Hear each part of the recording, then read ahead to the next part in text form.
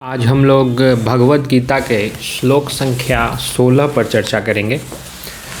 श्लोक संख्या 16 में भगवान कह रहे हैं, हे पार्थ, जो पुरुष इस लोक में इस प्रकार प्रचलित चक्र के अनुसार नहीं बरतता, वह इंद्रियों के द्वारा भोगों में रमण करने वाला पापायु पुरुष व्यर्थ ही जीता है।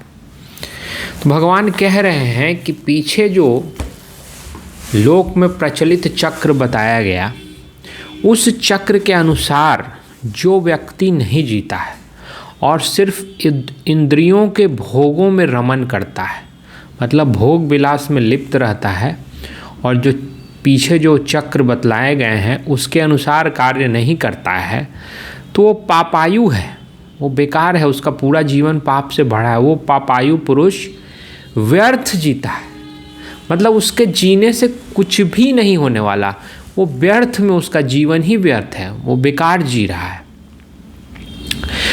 तो इस श्लोक की व्याख्या करने से पहले हमें कुछ चीज़ों पर ध्यान देना होगा, क्योंकि भगवान कह रहे हैं जिस चक्र के अनुसार। तो जिन्होंने मेरे पिछले एपिसोड्स को देखा होगा, पिछले वीडियोस को देखा होगा, तो उनको तो पता होगा कि पिछले 3-4 श्लोक 5 श्लोक में जो व्याख्या हुई है वो क्या हुई है। लेकिन जिन्होंने बिल्कुल नहीं देखा तो उनको मैं संक्षेप में रिकैप करूंगा, क्योंकि जो चक्र है वो पीछे बतलाया गया है, उसी चक्र के अनुसार जो अपना जीवन यापन करता है उसका जीवन ही सार्थक है। बाकी लोगों का जीवन जो है वो बेकार है, वो व्यर्थ जी रहे हैं, सिर्फ भोगों में रमण कर रहे हैं, उनकी इंद्रियां सिर्फ भोगों में रमण कर रही हैं और वो बेकार का जीवन जी रहे हैं। उनके जीवन से इस सृष्टि को कोई लाभ नहीं है। तो सबसे पहले समझेंगे कि वो चक्र क्या है। तो शुरुआत में ही भगवान ने बताया कि प्रजापति ब्रह्मा को ही प्रजापति कहते हैं, तो प्रजापति ने सृष्टि की रचना की, और सृष्टि की रचना के साथ साथ यज्ञ की भी रचना की। यज्ञ के बारे में मैं पीछे बहुत डिटेल में बता चुका हूँ, अगर आपको देखना हो तो वो मेरे पीछे के वीडियोस देख सकते हैं, जिसमें यज्ञ के बारे में पूरा बहुत ही डिटेल से मैंने वर्णन किया है। तो भगवान कहते हैं कि जो प्रजापति ने सृष्टि की रचना की, साथ ही साथ यज्ञ की भी रचना की, क्योंकि सृष्टि को बचाए रखने के लिए यज्ञ बहुत ही आवश्यक है। यज्ञ के बिना यह सृष्टि नहीं चल सकती। अब यज्ञ का वो अर्थ नहीं है जो आप समझ रहे हैं कि आहुति देना, हवन कुंड में हवन करना, मंत्रोच्चार करना, ये सिर्फ यज्ञ नहीं है। यज्ञ बहुत विस्तृत चीज़ है। ये यज्ञ का प्रारंभिक चरण है, मतलब यज्ञ की शुरुआत हम ऐसे करते हैं। जैसे कोई भी शुभ कार्य आप अपने घर में करते हैं तो क्या करते हैं? सबसे पहले पूजा पाठ करते हैं, भगवान की वंदना करते हैं, भगवान का आवाहन करते हैं।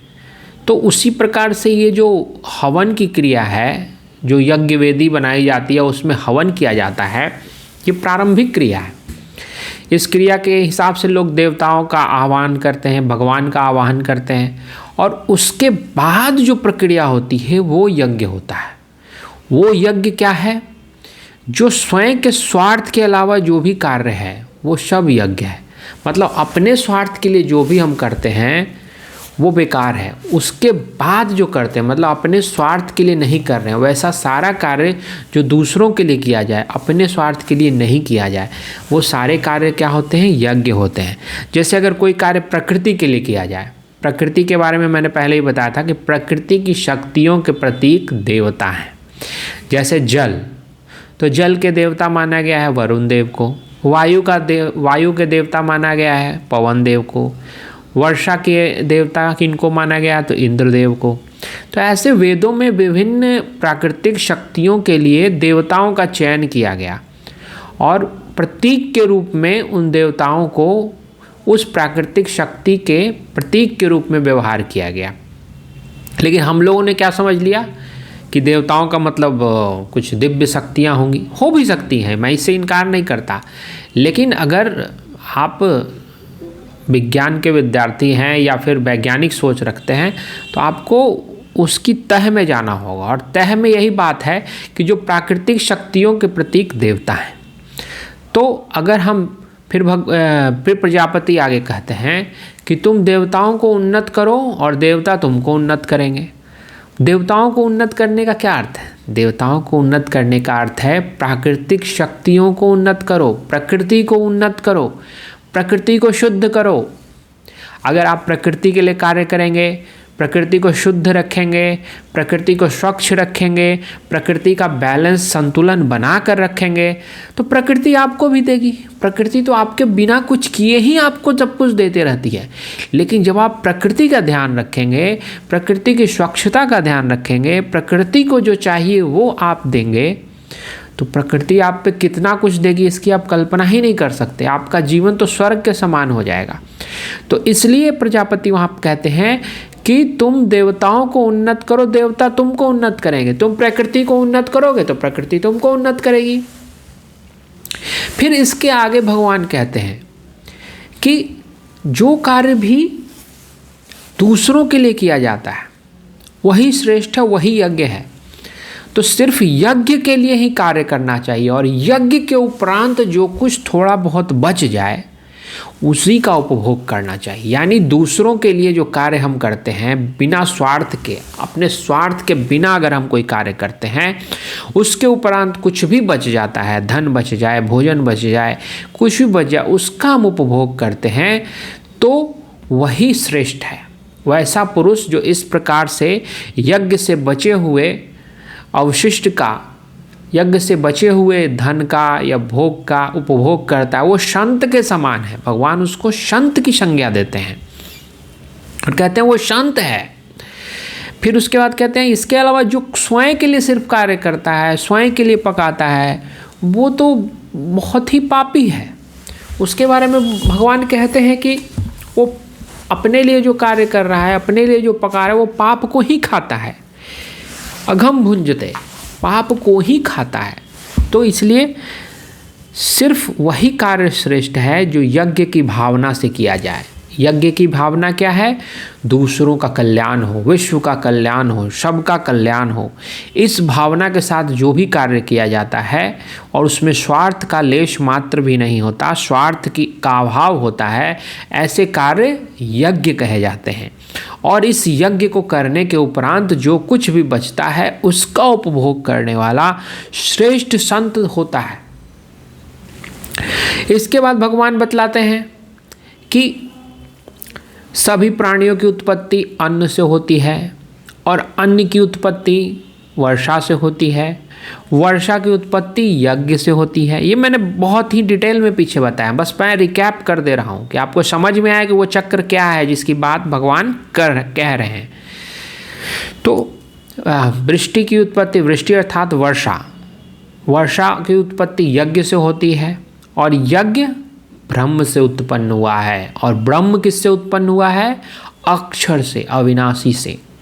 तो ये जो मैं बता रहा हूँ सीरीज, ये 14वें और 15वें श्लोक में है। इस पे मैंने पीछे वीडियो बना रखा है, तो आप उसको और अच्छे से देख सकते हैं।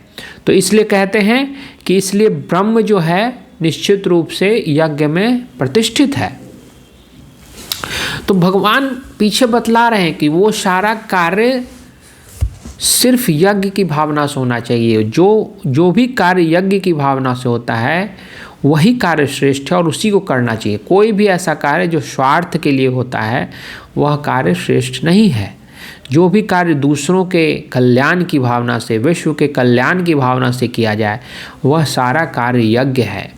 और इस सृष्टि को चलायमान रखने के लिए, सृष्टि को बचा के रखने के लिए यज्ञ की भावना से ही कार्य करना चाहिए। आज जो ये सृष्टि में असंतुलन आप देख रहे हैं, प्रकृति में असंतुलन देख रहे हैं, पर्यावरण असंतुलित हो गया है, क्लाइमेट चेंज हो रहा है, तापमान विश्व का बढ़ता जा रहा है, तरह तरह की महामारी कभी भी आ जाती है। इसका कारण क्या है? इसका कारण यही है कि लोग अपने स्वार्थ के लिए कार्य करने लगे हैं। लोग दूसरों का स्वार्थ नहीं देख रहे हैं, दूसरों का कल्याण के भाव से कार्य नहीं कर रहे हैं। ज़्यादा से ज़्यादा धन लाभ हो, ज़्यादा से ज़्यादा हम धन संचय कर सकें। तो इस भाव से जब कार्य होगा तो इस भाव से कोई भी कार्य होगा वो पाप के समान होगा। इसीलिए तो भगवान पीछे भी कह रहे हैं जो सिर्फ अपने लिए करता है, आत्म कारणात जो भी कार्य करता है वो पाप को खाता है, वो पाप का ही भक्षण कर रहा है।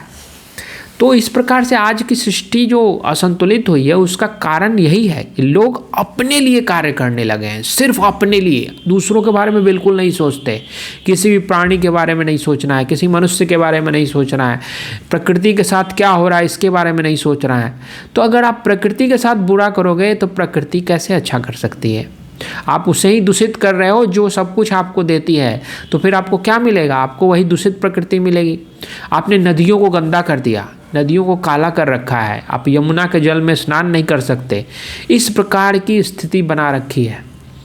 तो क्या होगा? जब प्रकृति दूषित हो जाएगी तो आपको भी नहीं मिलेगा ना, आपका जीवन भी असंतुलित होगा, सृष्टि असंतुलित होगी, क्लाइमेट चेंज होगा, गर्मी बढ़ रही है, तरह तरह की महामारियाँ, अभी कोरोना से हम लोग हाल फिलहाल ही बच के निकले हैं। तो आप अगर प्रकृति को असंतुलित करोगे तो वो आपको असंतुलित करेगी।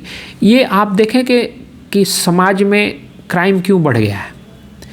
स्वार्थ के कारण ही। लोग सिर्फ अपने बारे में सोचते हैं, वो नहीं सोचते कि सामने वाले के साथ क्या होगा। बस उन्हें धन चाहिए, किसी भी तरह से उससे छीन के ले लें, उसको मार के ले लें, उसकी हत्या कर दें। लोग बस अपने स्वार्थ में पागल हुए जा रहे हैं। अगर भगवान श्री कृष्ण की 5000 साल पहले कही हुई बात आज भी हम मान लें तो यह धरती स्वर्ग के समान हो जाएगी। धरती में कोई क्राइम नहीं होगा, कोई प्रकृति में कोई असंतुलन नहीं होगा। बस करना क्या होगा कि जो चक्र है वो चक्र क्या है कि यज्ञ की भावना से कार्य किए जाएं। यज्ञ की भावना से मतलब स्वयं के स्वार्थ की भावना से नहीं, बल्कि दूसरों के कल्याण के लिए कार्य किया जाए। ऐसा कोई भी कार्य होगा वो यज्ञ होगा, और यज्ञ की भावना से जो भी कार्य होगा वो श्रेष्ठ होगा। इस धरती को वो स्वर्ग बना सकता है। अगर हम आज से ही दूसरों के बारे में सोचना शुरू कर दें, दूसरों के हित के लिए कार्य करें, दूसरों के कल्याण के लिए कार्य करें, तो फिर निश्चित रूप से ये धरती स्वर्ग बन जाएगी। सृष्टि में कोई असंतुलन नहीं रहेगा, पर्यावरण स्वच्छ हो जाएगा, लोग एक दूसरे के बारे में सोचने लगेंगे, कोई क्राइम नहीं होगा, कोई भी तरह का भ्रष्टाचार नहीं होगा, समाज एकदम सुंदर सुव्यवस्थित स्वच्छ हो जाएगा। तो कौन ऐसा समाज नहीं चाहता? चाहता है, लेकिन इसके बीच में अड़चन क्या आती है कि आप स्वयं के लिए कार्य कर रहे हो। आत्म कारणात करोगे तो तुम पाप का भक्षण करोगे, पाप का भक्षण करोगे, सब जगह पाप ही पाप फैल जाएगा। आगे भगवान कह भी रहे हैं कि जो इस प्रकार से कार्य नहीं करता, मतलब दूसरों के लिए कार्य नहीं करता, यज्ञ की भावना से जो कार्य नहीं करता, बल्कि इंद्रियों के रमन में, इंद्रियों के द्वारा भोगों में रमन करता रहता है, सिर्फ अपने भोग के बारे में सोचता है, बस आराम हो, भोग विलास, लग्जरियस लाइफ हो, जो इसमें लिप्त रहेगा सिर्फ, तो व्यर्थ जीता है। भगवान कहते हैं उसके जीने का कोई मतलब नहीं है। वो ना रहता तो भी कोई फर्क नहीं पड़ता, उसके जीने से तो इवन प्रकृति भी डिस्टर्ब हो रही है, सोसाइटी भी डिस्टर्ब हो रही है, सब कुछ असंतुलित हो रहा है। तो इसीलिए भगवान कहते हैं कि ऐसा व्यक्ति जो सृष्टि के चक्र को नहीं समझ रहा है, जो यज्ञ की भावना से कार्य नहीं कर रहा है, अपने कर्तव्यों का पालन नहीं कर रहा है और सिर्फ अपने इंद्रियों के भोगों में रमन कर रहा है, बस भोग विलास में लिप्त है, अपने लिए सिर्फ कार्य कर रहा है, सिर्फ अपने लिए धन संचय कर रहा है, भोग विलास की वस्तुएं जुटा रहा है और दिन रात भोग में रमन कर रहा है, तो वैसा पुरुष व्यर्थ जी रहा है। उसके जीने का कोई मतलब नहीं है, वो पापायु है, वो व्यर्थ ही जीता है, पाप से संलिप्त है, उसका पूरा जीवन ही पाप है। क्योंकि जो आत्म कारणात जो भी करते हैं वो सब पाप को ही जन्म देता है। तो अपने लिए जो कार्य कर रहे हैं वो सब पाप को जन्म दे रहा है। और जो यज्ञ की भावना से जो कार्य किए जाते हैं उसके उपरांत जो बच जाता है, उसका उपभोग करता है, वही संत है। तो अगर संत की भावना सब में आ जाए, सब यज्ञ की भावना से कार्य करने लगे, तो संसार कितना सुंदर हो जाएगा, इसकी कल्पना नहीं कर सकते। तो इसलिए भगवान बार बार वार्निंग दे रहे हैं, चेतावनी दे रहे हैं कि तुम अगर सिर्फ अपने भोग के लिए कार्य करते हो, सिर्फ इंद्रियों के भोगों को संतुष्टि देने के लिए जीवन जीते हो, तो तुम्हारा जीवन व्यर्थ है, तुम बेकार जी रहे हो। क्यों जी रहे हो? ऐसा जीने का कोई मतलब नहीं है। जीना किस तरह से है? तो यज्ञ की भावना से कार्य करो और उसके उपरांत जो तुमको मिले उसमें संतुष्ट रहो। इससे श्रेष्ठ जीवन कुछ हो ही नहीं सकता। तो भगवान की बात उस समय भी सुनकर अनसुनी कर दी गई। बार बार गीता पढ़ाया जाता है, बार बार भगवान की वाणी सबको बताई जाती है, लेकिन लोग अनसुना कर देते हैं। एक बार मैं भी सबको बता रहा हूँ, मैं भी उन्हीं की वाणी को दोहरा रहा हूँ, शायद लोगों को समझ में आ जाए तो इस विश्व का कल्याण हो जाएगा।